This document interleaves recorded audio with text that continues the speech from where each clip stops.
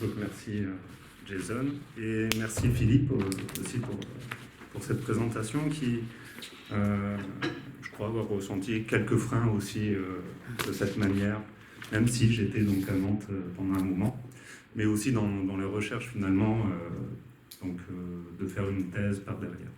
Mais bon, je ne vais pas revenir là-dessus.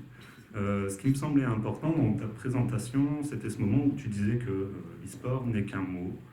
Et donc c'est peut-être un peu là-dessus que je vais revenir aujourd'hui, donc sur ce passage du jeu vidéo au sport électronique, donc en mobilisant des recherches d'archives.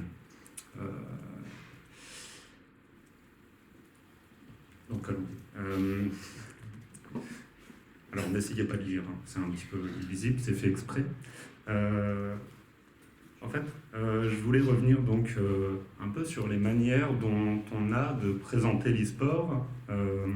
Et effectivement, il y a cette comparaison, comme tu disais, avec le cinéma ou d'autres sports, souvent, et qui dirait que l'e-sport est déjà plus grand.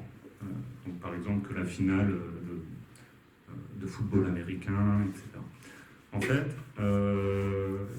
il y a aussi une autre manière donc, de légitimer l'e-sport comme un objet d'étude, c'est de regarder son historicité.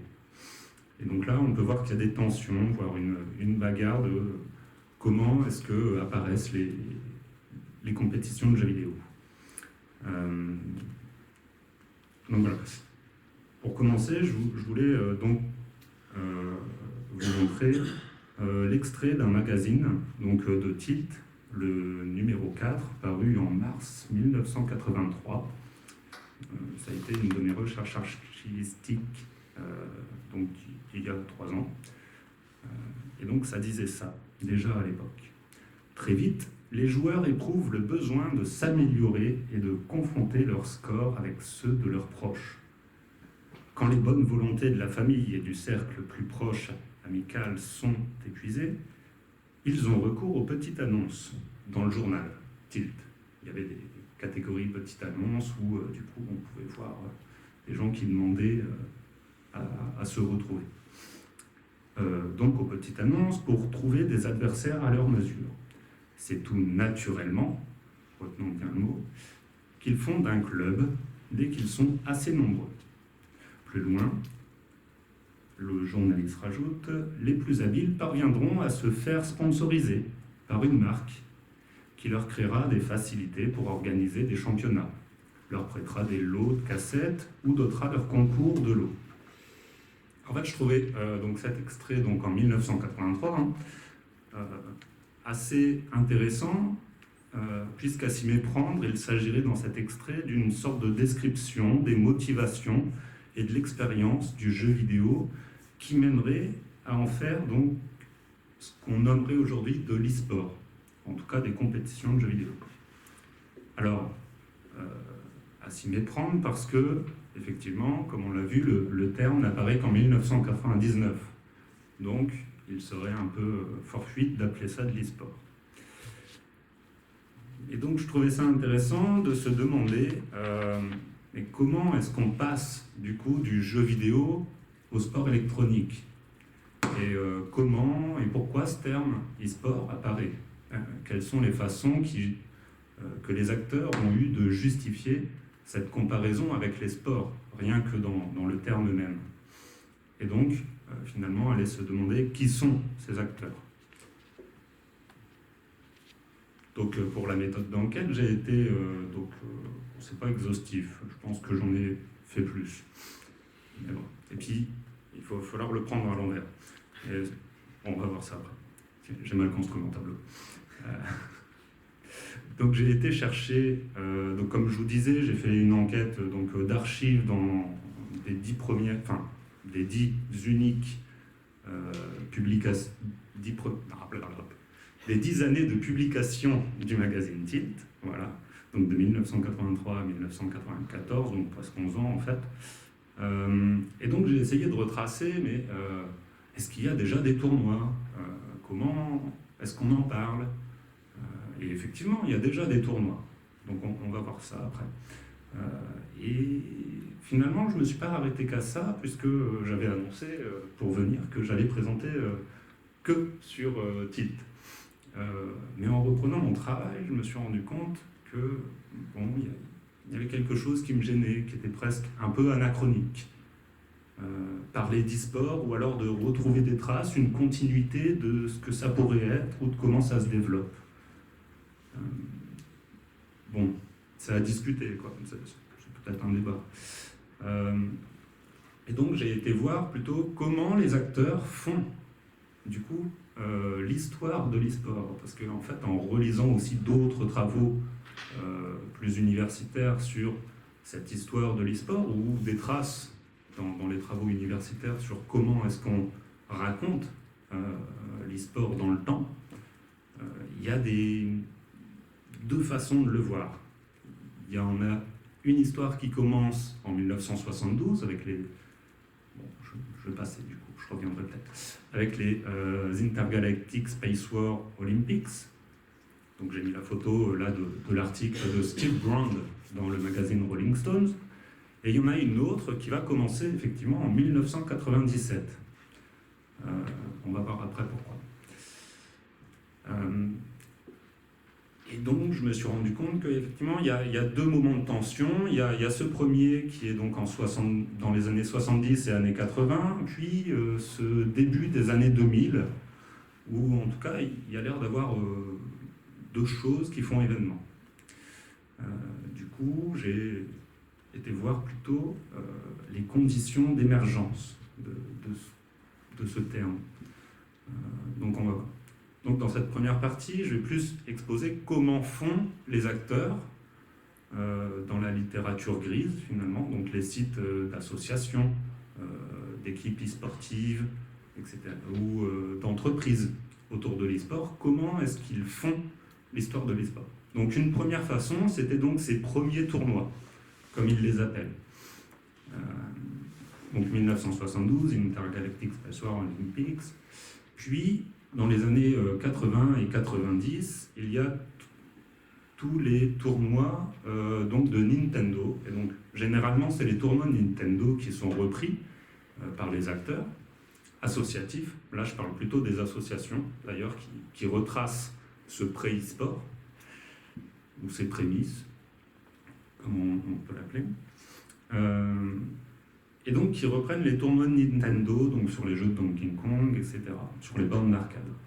Alors que dans le journal Tilt, en faisant mes recherches d'archives, je suis plus tombé sur les... Mais bon, c'est pas anodin, parce que Tilt avait un partenariat, en fait, avec Atari, donc je suis beaucoup plus retombé sur les championnats, ou les concours, ou les Atariathlons, comme pouvait l'appeler le journal, ou même l'éditeur Atari, donc de ces tournois. En France, mais aussi dans d'autres pays.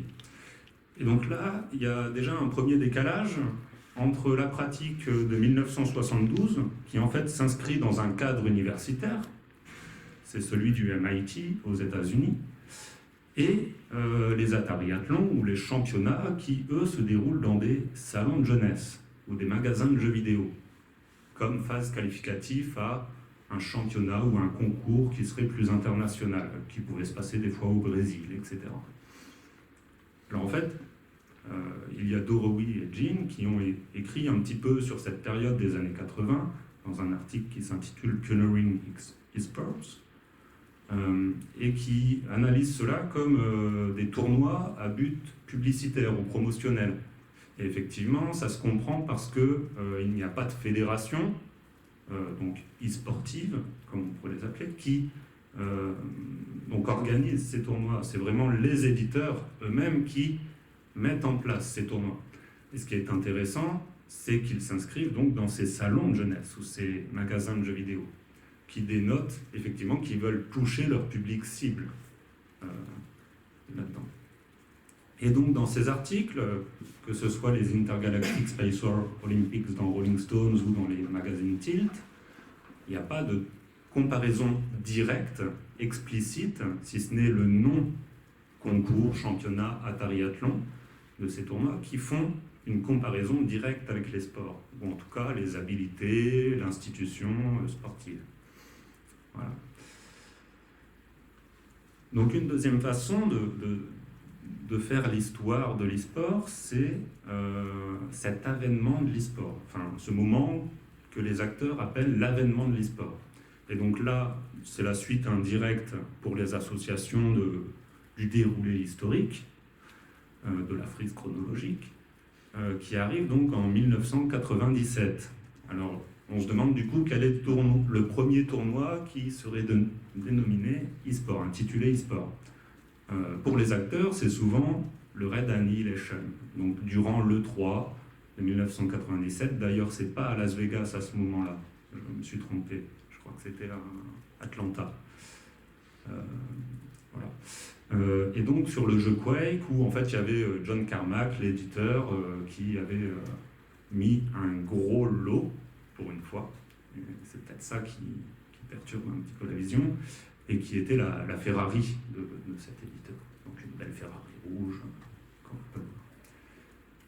Alors que là, il me semble qu'il y a quelque chose qui ressemble beaucoup plus, finalement, encore une fois, à ces tournois des années 80 qui sont plus à but promotionnel, qui se passent en plus dans un salon de l'électronique et de la technologie.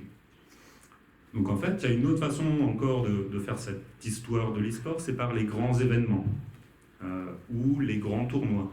Et donc là, le cas de la CPL, qui apparaît en 1997 à Dallas, avec intitulé The Frag, donc sur Quake également, est plutôt révélateur et revient souvent. Donc ensuite, on aura toutes ces dates avec l'apparition des WCG ou de l'ESWC, etc. Dans cet avènement de l'e-sport également, les acteurs qui soient entreprises pour le coup ou associations du monde de l'e-sport invoquent également des origines qui deviendraient presque un peu mythiques. Ce serait celle de la raison technologique ou en tout cas du matériel informatique et de son développement et de sa diffusion qui entraînerait des pratiques... enfin bon, c'est pas qu'une causalité, mais ça y participe fort, c'est sûr. Et donc, le marché de l'informatique grandissant depuis les années 80, fin des années 80 avec les micro-ordinateurs et ensuite dans les années 90 avec les ordinateurs tout court qui s'inscrivent dans les foyers et le développement des réseaux de télécommunications, donc l'Internet, les jeux vidéo en viendraient à utiliser un peu naturellement également ces dispositifs comme le jeu Quake ou Counter-Strike, etc. Et donc ce serait ici quelque chose qui découlerait donc de ces raisons technologiques ou de ce développement technologique. L'autre origine un peu mythique, c'est en 2002, quand la KESPA apparaît en Corée. Et donc là, il y a un petit peu ce truc de se dire, eh ben, l'e-sport, ou en tout cas le jeu vidéo, est considéré comme un sport. Alors oui, effectivement, il y a cet enjeu où là, un État reconnaît, encadre une pratique. Est-ce que ça veut dire que c'est du sport? Rien n'est plus sûr. Mais c'est pas grave. Enfin, c'est une question donc d'institutionnalisation, d'encadrement politique. Voilà. Donc, les raisons sont peut-être plus à chercher dans des raisons culturelles et politiques, en fait, plus que dans une forme naturelle du sport dans le jeu vidéo. Et donc, par contre, ce qui est frappant et qui est commun à tous ces acteurs sur les jeux électroniques ou les jeux vidéo, c'est de faire dans cette histoire une prospection. L'histoire est toujours prospective, on ne s'arrête pas au temps présent, on va toujours voir ce qu'il y aura demain. Et donc c'est comme la pub de l'Electronic Sport League en 2015 qui dit « l'e-sport est le sport du futur ». Et donc on revient toujours avec des propos sur le développement médiatique et de l'audience de l'e-sport qui sera toujours de plus en plus gros dans les années à venir, qu'on va développer les façons de le consommer ou de le regarder via les supports de la télévision ou du stream sur Internet. Effectivement, en plus, donc, cette histoire prospective se concentre bien souvent, pour les acteurs de l'entreprise, surtout, sur quelles seront les nouvelles expériences spectateurs, et donc surtout via des nouvelles technologies comme la réalité virtuelle. et pour les acteurs associatifs, être plus vers la reconnaissance comme un sport, etc., etc. Et donc certains acteurs en arrivent même à dire qu'il y a une révolution du sport moderne avec l'e-sport. Donc je vous mettais ici par exemple les chiffres de Newzoo ou de Superdata qui sont toujours prospectives. Alors là vous ne le voyez pas, mais quand ces instituts de sondage ou d'enquête retracent un petit peu l'e-sport, déjà on ne sait pas trop quelle méthodologie ils utilisent, mais en plus ils ne s'arrêtent pas donc au temps présent, ils vont toujours par une raison mathématique, une logique mathématique, utiliser leurs données pour aller voir comment va grandir l'e-sport, ou comment il grandirait. Donc là, par exemple, on a des chiffres qui vont jusqu'en 2022. Ce qui me fait dire que c'est pas dans cette façon de faire... cette façon de faire l'histoire, en fait, elle retrace toujours l'histoire des grands événements, ou des grandes figures, plutôt des grands temps marquants.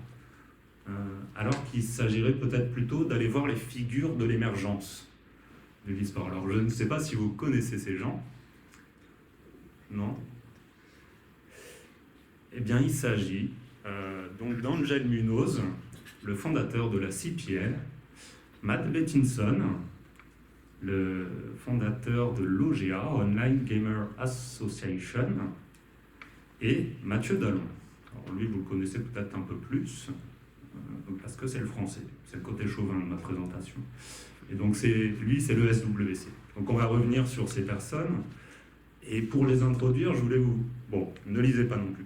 Mais j'ai tenté de contacter donc, ces trois personnes, enfin non, pas Mathieu Dallon encore, mais au moins Matt Bettinson et Angel Munoz. Alors ce qui me semblait important pour Angel Munoz, par exemple, c'était que... bon, vous allez voir après. C'est via, je l'ai contacté via le réseau social pour gamers, hardcore gamers, G-Tribe. Voilà, en fait, c'est son nouveau bébé donc de start-up. Et donc, un petit peu crédule, et comme j'aime pas aller sur Internet et mettre ma photo ou mes vrais prénoms, etc., déjà j'ai mis Sam Vance, pour pas dire Samuel Vansingel, etc. Je voulais paraître un peu sérieux. Mais en fait, j'ai quand même mis une photo de profil qui était celle du Petit Prince. Et donc là, je le demande en ami et il me dit directement « Mais Sam, si vous voulez être mon ami en G-Tribe, vous avez besoin de mettre une nouvelle photo de profil qui est vraiment la vôtre. » Bon, j'exécute, je suis fait tout content. « Mais bonjour Angel, merci de me dire pour cette photo. Et je voulais vraiment te contacter parce que je suis un chercheur en sciences sociales, etc. Et je travaille sur l'e-sport, etc. Et je voudrais faire un entretien avec toi, etc. Puisqu'il me semble que tu as été pionnier d'une certaine façon. Et là, il me répond oui, merci pour avoir updating, mise à jour ta photo. Bien que je sois un grand fan d'Antoine de Saint-Exupéry, etc. Donc, voilà, on a créé le petit lien, tout allait bien.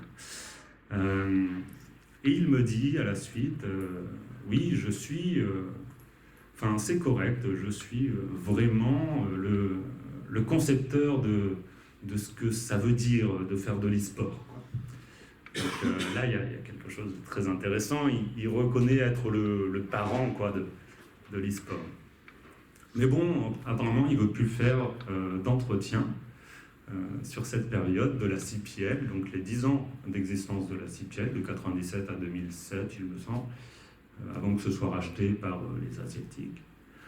Il ne veut plus faire d'interview par rapport à ça, puisqu'il me dit qu'il en a fait à peu près 500 déjà, et qu'il n'aime pas regarder dans le passé, il préfère se tourner vers le futur. Et donc le futur pour lui, c'est G-Tribe, son réseau social, etc. Donc je lui dis que je comprends, j'essaye de le relancer quand même. Je lui dis que je comprends, mais bon, il me paraissait très important. Enfin bon, là, les petites conventions. Donc j'attends sa nouvelle réponse, c'est-à-dire qu'il a été voir son serveur manager pour voir s'il pouvait me donner les articles les plus pertinents. Et là, il me redirige quand même donc vers la page qu'il a lui-même créée avec sa propre présentation, hein, bien sûr. Bon, ce que je lui ai pas dit, c'est que j'avais déjà réalisé mes enquêtes pour savoir quelles étaient les interviews où il était. Et donc, je prendrai un petit peu... Ah oui, en fait, je m'intéressais du coup un petit peu au discours de ces gens, Angel Munoz, Matt Bettinson et Mathieu Dallon, dans le sens où, comme le disait Max Weber, il s'agit s'intéresser à leur discours et à leurs textes. Ça permet de découvrir les motivations psychologiques qui avaient leur source dans les croyances et les pratiques religieuses qui traçaient à l'individu sa conduite et l'y maintenaient. Donc ici, comment est-ce qu'on a fait croire que l'e-sport, ça allait être quelque chose.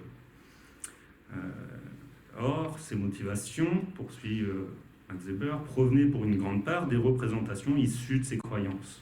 Donc voilà. Aller voir ces figures de l'émergence, c'est plutôt aller voir qu'est-ce qu'on voulait faire avec l'e-sport, etc.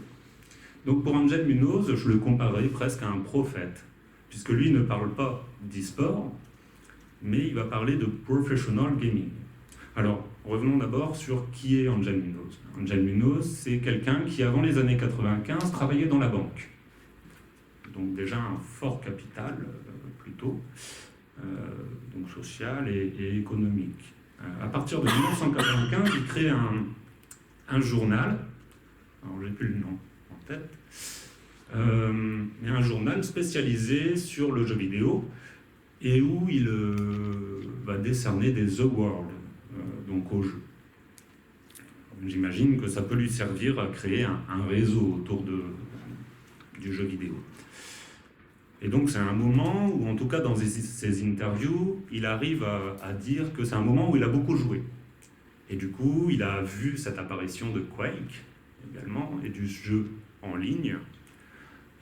Et là, il a eu, ça apparaît hein, bon, dans ses interviews, il le dit comme ça, comme une révélation, comme une conviction, que mais c'est ça, c'est le sport de demain. Et donc il utilise ces termes. Et donc ici va commencer pour lui une sorte de... comment on dit de chemin de croix, presque, de dire, mais voilà, il faut que j'implante ça. Alors dans un autre... En fait, ce qui est intéressant, c'est de lire plusieurs interviews parce que il ne raconte pas toujours la même chose de la même manière. Et donc, 97, il voit le tournoi de John Carmack, et effectivement, il se dit, mais là, il y a un potentiel énorme. Et en fait, c'est pas lié qu'à ça, et il n'y a pas que cette conviction aussi, ou cette... enfin, ce truc qui tombe un peu du ciel sur lui, et dire, mais c'est ça qu'il faut faire. Donc, dans Gaming Industry, il dit qu'il y a aussi plein de petits événements localement aux États-Unis, et qui voit grossir un nombre de LAN parties assez phénoménal. Donc on voit bien ici qu'il y a une sorte de récupération en fait des choses locales pour, comme il le dira, faire du online gaming un sport professionnel. Donc voilà toute l'ambition d'Angel Munoz. Également, faire ce sport professionnel de jeux vidéo, pour lui, c'est l'occasion de se mettre entre l'éditeur et les joueurs, puisqu'il a cette représentation, mais qui n'est pas faussée, je crois, et qui me semble très importante pour la suite, c'est que, comme il le dit là dans l'interview dans Forbes, c'est que les hardcore gamers, normalement, rejettent donc le branding et la publicité, enfin les marques et la publicité. Et donc en se mettant dans ce champ comme un intermédiaire, il va pouvoir parler aux éditeurs, aux industries vidéoludiques, afin de faire tampon d'une certaine façon et de proposer la pub d'une autre manière douce, en faisant participer en fait les joueurs à des compétitions. Voilà. Donc passons peut-être cette figure, mais retenons ces choses. Matt Bettinson, qui vient de Eurogamer, donc un site anglais également, enfin pas également, un site anglais de la presse vidéoludique en 1999 et dans les années 2000, est vu par ses confrères comme l'évangéliste du jeu vidéo avec sa barbichette. Alors vous pouvez voir que sur cette photo, il n'a plus de barbichette, mais parce qu'il n'est plus dans l'e-sport. Mais il prophétait effectivement, et il était un peu visionnaire également, de dire que ça arrivera, et il le pariait sur sa barbichette, que le online gaming deviendrait un sport professionnel connu, reconnu, et légitime. Et donc, bon, moi je me demande du coup si en perdant sa barbichette, il a perdu son pari ou pas. Mais bon, aujourd'hui il s'est reconverti dans... Enfin en fait c'est un Australien, c'est pas du tout un Anglais, mais il avait beaucoup ses contacts en Angleterre. Et donc il s'est reconverti aujourd'hui dans une thèse sur l'informatique et les mobiles, sur le langage de mobile, etc. Bref. Et donc il a un parcours plus atypique que celui de Angel Munoz, puisque lui vient directement du développement informatique, du code, etc. Et donc, en fait, c'est le fondateur de l'OGA, donc Online Gamer Association, et c'est là où on retrouve la première utilisation du mot e-sport dans la presse. En fait, c'est souvent évoqué donc, dans les travaux que 1999, c'est là qu'apparaît le mot. Mais en fait, on n'a jamais été voir réellement qui, quoi. Et donc c'est Matt Bettinson. C'est Matt Bettinson dans Eurogamer en décembre 1999 qui, en fondant l'Online Gamer, utilise ce terme. Et donc, en fait, il n'y a pas beaucoup de discours de Matt Bettinson, mais il faut aller voir ce que dit l'entité OGA pour savoir ce que lui, qui en est à l'initiative, veut faire de l'online gaming. Et donc, l'OGA, pour la présenter, c'est donc finalement, c'est un petit peu le Francisport des années 2000 en Angleterre. Donc, c'est cette association indépendante qui veut impliquer dans le jeu en ligne tout le monde, en fait, à comprendre les joueurs un peu amateurs du online gaming et les professional gamers. Pour promouvoir ce nouveau sport, comme il le dit, et encourager la consommation de spectateurs et être l'intermédiaire entre gouvernement, éditeurs, joueurs. Également, chose intéressante, pour lui, un des freins au développement du e-sport, des sports électroniques, c'est c'est le pseudo des joueurs.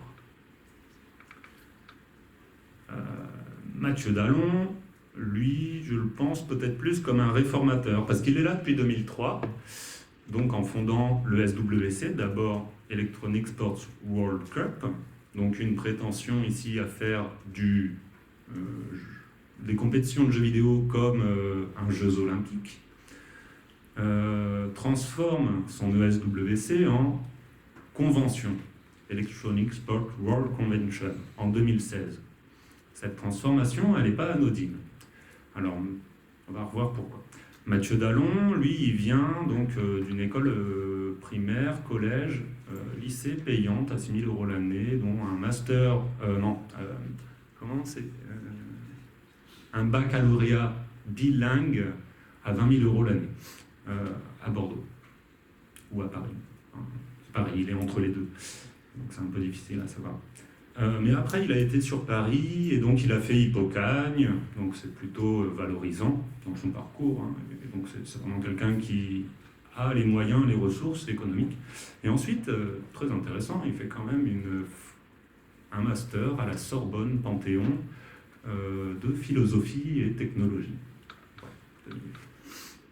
Et donc, on voit qu'ici, en 2003, en fondant le SWC, il y vient avec un bagage quand même d'entrepreneur, quoi. Il a les moyens de créer ces choses-là. Et donc, pour revenir sur cette transformation, ce changement qu'il a lui-même dans la politique de son entreprise, de transformer la World Cup en World Convention, c'est de promouvoir cette croyance également, hein, autour du sport électronique, comme le fait que ce n'est pas un effet de mode. Et que pour lui, ça révolutionne la façon dont on consomme le sport, dont on pratique les jeux vidéo. Le sport électronique va prendre une ampleur phénoménale, comme il dit. Et donc, pour lui, on vit une vraie révolution. Il y a eu le sport, donc le sport est déjà dans le passé, et il y a quelque chose de nouveau qui s'appelle e-sport, qui va générer du contenu de télévision, remplir des stades, etc. Et donc, tous les métiers du sport business sont aujourd'hui challengés. C'est durant... En fait, ce qui est intéressant à voir pour cette transformation donc en World Convention, c'est peut-être ce tournant des années 2000, où en fait c'est Riot Games qui reprend la main en tant qu'éditeur sur l'organisation du championnat international, de ces championnats internationaux autour d'un jeu. Et en fait, on voit depuis un mouvement des éditeurs de se réapproprier également ces organisations, comme Blizzard par exemple, etc. Donc pour conclure rapidement, sur ces confusions des origines et des sports électroniques, je pense qu'ici, en se focalisant sur ces figures, on ne rentre pas dans ce discours des grands événements et on voit plutôt les motivations des initiateurs de la sportification des jeux vidéo, de faire du gaming as a professional sport, donc un sport professionnel, et donc voilà. Et donc peut-être s'il faut revenir sur ce mouvement historique, c'est de voir peut-être 4 périodes. Donc cette période des années 70 où en fait le jeu vidéo et peut-être même la compétition, si on veut, est quand même relégué principalement aux universités. Et après, quand ça se diffuse avec le temps de l'arcade dans les années 80 et début des années 90, là, comme, en tout cas pour les compétitions de jeux vidéo, quelque chose qui est à but promotionnel. Les années 2000 jusqu'à 2010 vont être intéressantes pour le fait qu'il y ait ces gens comme Matt Bettinson, Angel Munoz ou Mathieu Dallon qui vont s'insérer dans ce champ et vont essayer de se légitimer et de créer finalement ce sport professionnel et donc de l'établir en tant que tel, donc avec des reconnaissances institutionnelles. Mathieu Dallon est bien initiateur de France eSport en France, etc. Et cette dernière période, donc, où il y a une recaptation des éditeurs de l'organisation des tournois. Et je vous passerai mon ouverture parce que j'ai plus le temps, mais je pense qu'il y a des enjeux quand même éthiques et voire politiques. Donc peut-être un peu prétentieusement, je reprenais le titre de Max Weber, justement, de l'éthique hacker à l'esprit du capitalisme. Pas de savoir comment l'éthique hacker influe l'esprit du capitalisme, mais bien, je le reprendrai en fait à l'envers, c'est plutôt comprendre comment l'esprit du capitalisme arrive ici dans l'éthique hacker, celle qui est à l'émergence des jeux vidéo, des jeux informatiques, électroniques, ou même de l'informatique plus généralement, puisque ça apparaît donc dans ces années 60 et 70 au cœur des universités technologiques, avec cette idée de l'open data, du peer-to-peer, de partager tous ensemble la connaissance, l'accès aux informations, et que peut-être, ou que tout le monde pouvait jouer à un jeu vidéo, j'en sais rien, mais ici on a ces gens, entrepreneurs, qui arrivent et qui calquent le modèle un peu capitaliste donc sur ces objets.